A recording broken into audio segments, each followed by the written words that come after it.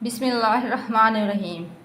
हज़रत मोहम्मद सल्लल्लाहु अलैहि वआलिहि वसल्लम की हयात तैयबा में हमें ज़िंदगी गुजारने का बेहतरीन नमूना मिलता है।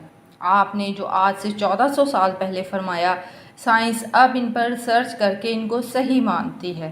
हुज़ूर सल्लल्लाहु अलैहि वसल्लम का हर अमल हमारे लिए मशाल राह है, जिस पर अमल पैरा होकर हम एक अच्छी और सेहतमंद ज़िंदगी गुजार सकते हैं। फजर और इशराक, असर और मगरिब के दौरान सोने से बाज रहा करो।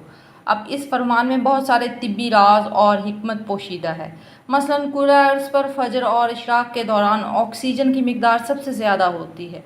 अगर हम इस वक्त सो जाएं तो हम इस ऑक्सीजन से महरूम हो जाते हैं और यूँ हमारी तबीयत में बोझलपन आ जाता है और हम 10 मुहलिक बीमारियों में मुब्तला हो जाते हैं। दमा भी इन 10 बीमारियों में शामिल है।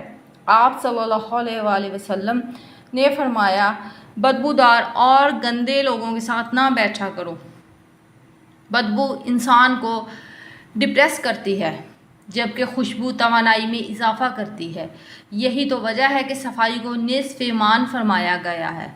आप खुद अंदाज़ा लगाएं कि कभी कोई आपके पास से गुज़रे और इसने बहुत उम्दा किस्म की खुशबू लगाई हो तो वो आपके दिलो दिमाग पर क्या असर डालती है।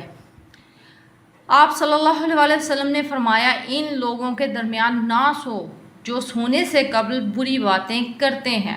नींद से कबल हमारी आखिरी गुफ्तगू हमारे ख्वाबों का मौजू होती है। अगर हम बुरा सुनकर सोएंगे तो हम बुरे ख्वाब देखेंगे और अगर हमारे ख्वाब हमारे आने वाले दिन का मूड बन जाते हैं।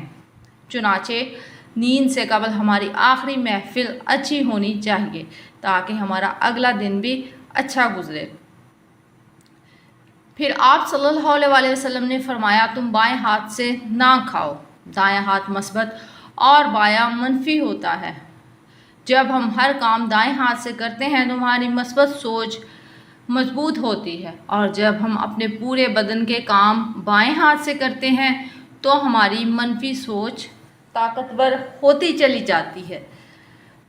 फिर आप सल्लल्लाहु अलैहि वसल्लम ने फरमाया, खाना मुंह से निकाल कर ना खाओ, यानी दोबारा उसको मुंह में ना डालो। आप सल्लल्लाहु अलैहि वसल्लम ने यह भी फरमाया कि हाथ के कड़ाके ना निकाला करो। साइंस का कहना है कि हम में से जो लोग उंगलियों के कड़ाके निकालते रहते हैं ये जल्द आर्थराइटिस का शिकार हो जाते हैं, जो जोड़ों की एक बीमारी है। फिर फरमाया, जूता पहनने से कबल इसे झाड़ लिया करो। जूतों में कीड़े मकोड़े छिपकलियाँ पनाह लेते हैं, इसलिए इसमें हमारा फ़ायदा है। हुजूर सल्लल्लाहु अलैहि वसल्लम ने फरमाया कि नमाज के दौरान आसमान की तरफ ना देखो। आसमान की तरफ देखने से तवज्जो हट जाती है। फिर आप सल्लल्लाहु अलैहि वसल्लम ने यह भी फरमाया कि रफ़ा हाजत की जगह मत थूको।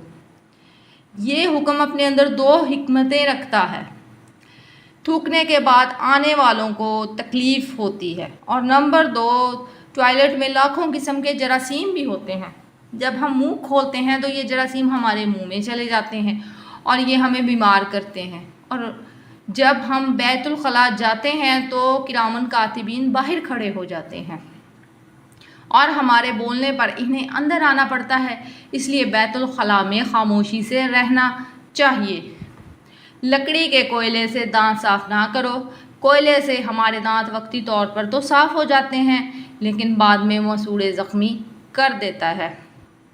कपड़े हमेशा बैठ कर तब्दील किया करो। हम में से अक्सर बूढ़े लोग शलवार पतलून वगैरह पहनते वक्त अपनी टांगे फंसा लेते हैं और फिर बुरी तरह चोट भी आ जाती है। अपने दांतों से सख्त चीज़ मत तोड़ा करो। दांत ज़िंदगी का कीमती तरीन असासा होते हैं। दांत अगर एक दफ़ा टूट जाएं तो वो खुद ब खुद दोबारा नहीं बन सकते, इसलिए मसनूई तरीके इस्तेमाल करने पड़ते हैं। खाने को फूंक से ठंडा ना करो, पंखा इस्तेमाल कर लिया करो। जब हम गर्म खाने को फूंक मारते हैं तो हमारे मुंह के बैक्टीरिया खाने को जहरीला बना देते हैं। ये हरकत तहजीब और शाइस्तगी के भी ख़िलाफ़ है। आप सल्लल्लाहु अलैहि वसल्लम ने फरमाया, खाना खाते हुए खाने को सूंघा ना करो। खाने को सूंघना भी बद तहजीबी होती है। आप सल्लल्लाहु अलैहि वसल्लम ने फरमाया कि खाने پر سارا منہ نہ بھر کر کھایا کرو، کیونکہ جتنے اچھے طریقے سے نوالے چبا کر ہم اپنے معدے کو دیں گے تو وہ اتنا ہی اچھا کام کرے گا۔ ہمیشہ چھوٹا لقمہ لیا کرو اور دیر تک چباتے رہا کرو۔ آدھا معدہ بھرنے کے بعد حضور صلی اللہ علیہ وسلم کھانے سے ہاتھ کھینچ لیتے تھے۔ یہی صحت مند رہنے کا راز ہے۔ اسی وجہ سے مدینہ کے تمام طبیب بے روزگار ہو گئے تھے، کیونکہ تمام بیماریاں خراب معدے کی وجہ سے ہی پیدا ہوتی ہیں۔ اندھیرے میں مت کھایا کرو، کیونکہ اندھیرے میں کھانا کھانے سے کیڑے مکوڑے شامل ہونے کا خدشہ ہوتا ہے۔ دوسرا، روشنی میں کھایا ہوا کھانا زیادہ انرجی دیتا ہے۔ آپ صلی اللہ علیہ وسلم نے فرمایا کہ دوسروں کے عیب تلاش نہ کرو۔ ہم جب دوسروں میں عیب ڈھونڈتے ہیں تو ہم چغلی، غیبت اور منافقت جیسی روحانی بیماریوں کا شکار ہو جاتے ہیں۔ حضرت محمد صلی اللہ علیہ وسلم نے فرمایا، اذان اور اقامت کے درمیان گفتگو نہ کیا کرو۔ پھر یہ بھی فرمایا کہ دوست کو دشمن نہ بناؤ۔ یہ فرمان نفسیات اور معاشرہ دونوں کے لیے انتہائی اہم ہے۔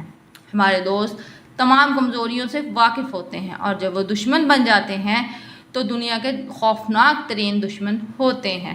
دوستوں کے بارے میں شکوک نہ ڈالو، شک دوستی کے لیے زہر ہوتا ہے۔ پھر فرمایا کہ ایڑی مار کر نہ چلو، کیونکہ یہ تکبر کی نشانی ہے اور مسلمانوں کا شیوا نہیں۔ ہمارے دماغ کے جوڑ ہل جاتے ہیں۔ پھر فرمایا کہ جھوٹ نہ بولو۔ ہم اگر صرف جھوٹ چھوڑ دیں تو معاشرہ ہزاروں برائیوں سے بچ سکتا ہے۔ نیز فرمایا کہ ٹھہر کر اور صاف بولا کرو تاکہ دوسرے کو سمجھنے میں آسانی ہو سکے۔ آپ صلی اللہ علیہ وسلم نے فرمایا، اکیلے سفر نہ کیا کرو، شیخی نہ بھگارا کرو۔ شیخی بھگارنے والے کو باعزت نہیں سمجھا جاتا۔ جو لوگ عزت بڑھانے کے لیے شیخیاں مارتے ہیں وہ ہمیشہ کے لیے عزت گنوا بیٹھتے ہیں۔ گداگروں کا پیچھا نہ کیا کرو۔ مہمان کی کھلے دل سے خدمت کرو۔ یہ عادت ہماری شخصیت میں کشش پیدا کرتی ہے۔ پھر آپ صلی اللہ علیہ وسلم نے فرمایا، غربت میں صبر کیا کرو۔ صبر بہت بڑی دولت ہے۔ یہ دولت کبھی کسی انسان کو غریب نہیں رہنے دیتی۔ اپنی خامیوں پر غور کیا کرو اور توبہ کیا کرو۔ ہم اپنی کسی ایک خامی پر قابو پا لیں تو ہم میں 10 خوبیاں پیدا ہو جاتی ہیں۔ برا کرنے والے کے ساتھ ہمیشہ نیکی کرو۔ یہ بھی آپ آزما کر دیکھ لیں کہ آپ کے دشمنوں کی تعداد کم ہو جائے گی، یعنی یہ دشمنوں کی تعداد کم کر دے گا۔ اللہ تعالیٰ نے جو دیا اس پر خوش رہا کرو۔ ہم دوسرے پرندے کی کوشش میں پہلا پرندہ بھی اڑا دیتے ہیں۔ جو ہمیں مل جائے ہم اگر اسی پر صبر کر لیں تو ہمیں اللہ اور بھی زیادہ دیتا ہے۔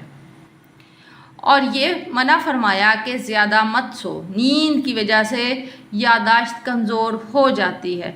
رات کو سونے سے پہلے کم از کم 100 بار استغفار کر لیا کرو۔ یہ عادت عبادت ہے۔ چلتے ہوئے بار بار مڑ کر نہ دیکھو۔ اچھے کاموں میں دوسروں کی مدد کرو۔ اپنے فیصلے سے قبل مشورہ ضرور کر لیا کرو۔ اللہ تعالی ہم سب کو ان نیک اعمال کو اپنی زندگیوں میں شامل کرنے کی توفیق عطا فرمائے۔ آمین ثم آمین۔